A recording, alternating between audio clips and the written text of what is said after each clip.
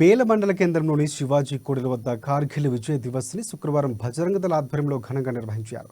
అమరులైన జవాన్లకు నివాళులర్పించారు. ఈ సందర్భంగా మండల బజరంగ దళ అధ్యక్షుడు అగార్కర్ ఆకాష్ మాట్లాడుతూ జూలై 26వ తేదీన కార్గిల్ యుద్ధం ముగిసి నేటికి 25 ఏళ్లు పూర్తయిందని చెప్పారు.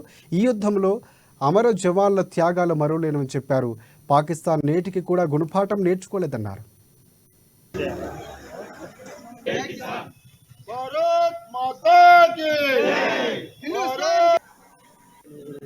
మండల కేంద్రంలోని శివాజీ మహారాజ్ చౌరస్తాలో బజరంగ దళ్ ఆధ్వర్యంలో కార్గిల్ విజయ్ దివస్ జరుపుకోవడం జరుగుతుంది.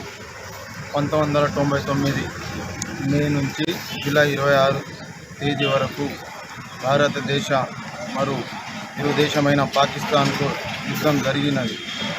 అందులో భారత సైనికులు 674 మంది వీర జవానులు వీరమరణం పొందారు. వారికి నివాళులు అర్పిస్తూ ఇదేవిధంగా నేటితో విజయ్ దివస్కు 25 సంవత్సరాలు పూర్తి అయినాయి.